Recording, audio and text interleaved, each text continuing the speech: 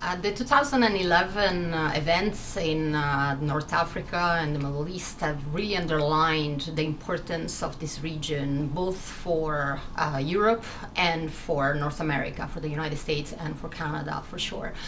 Essentially, what happened is that a number of issues and a number of problems that have plagued the region for a long time came to basically create a conflagration of malcontent.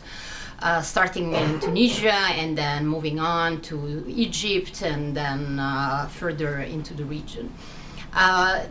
Many were surprised by what happened, but in fact, if we look at the motivations for a lot of the uprising, those motivations had been long analyzed and understood on both sides of the Atlantic, and arguably the European Union had done quite a lot of work in trying to understand the region. Already starting from 1995 and the elaboration of the Barcelona process that really strived to bring together the south and the north of the Mediterranean, even with the objective of creating an area of free trade. And the reason for the importance of the region for Europe are certainly clear. There is, in the southern shore of the Mediterranean, great economic underdevelopment, a lack of south-south trade, a lack of institutional frameworks, and more and more a very young population with a fairly good level of instruction, but no future. All this type of malcontent and obviously coupled with very authoritarian government created essentially an explosive situation. Also creating in Western nation the fear that the entire region could become a fertile ground for terrorism and certainly for insecurity spillover. This was a problem for both sides of the Atlantic, for Europe and for North America. Certainly for Europe, there is a further reason of preoccupation, which is the geographical proximity and the fear of uncontrolled migration flow.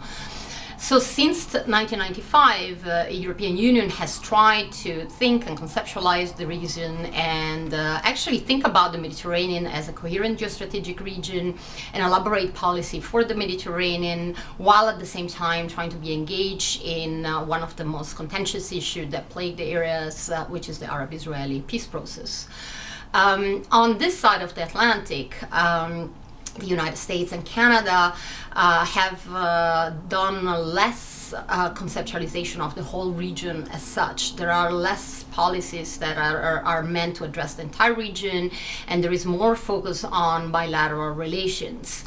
Again, I would argue that the problem has been, in fact, both for the Europeans and for the North Americans, the Canadians, and the United States, the fact that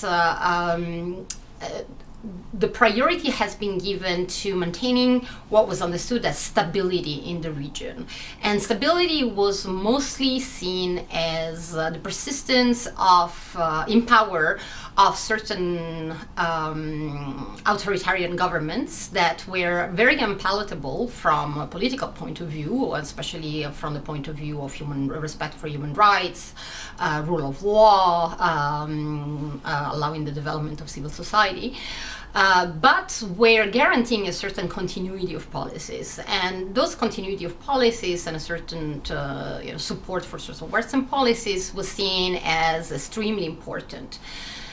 This was coupled in the Western world with the desire to, however, promote democratization and the development of civil society and human rights in the region. And this created a paradox of Western countries trying to deal with the region mostly dominated by authoritarian government, maintaining stability and security while also promoting democratization and development of civil society. So really we see that there are several shortcomings on Western thinking about the region, which doesn't mean that the region was not understood. It just means that there was no real production of a coherent policy that would think about the long term and the development of the region. In 2001, all this it was certainly underlined. The importance of this issue was underlined by what we now know as the Arab Spring. So a series of popular uprising that unseated governments that we thought would be there for a long time. And certainly this underlines the importance of the region for the Western world, the continued importance, beyond the issue of the Arab-Israeli peace process and the Palestinian-Israeli issue, which always is on the agenda. But the region, the entire region, is very important for the Western world.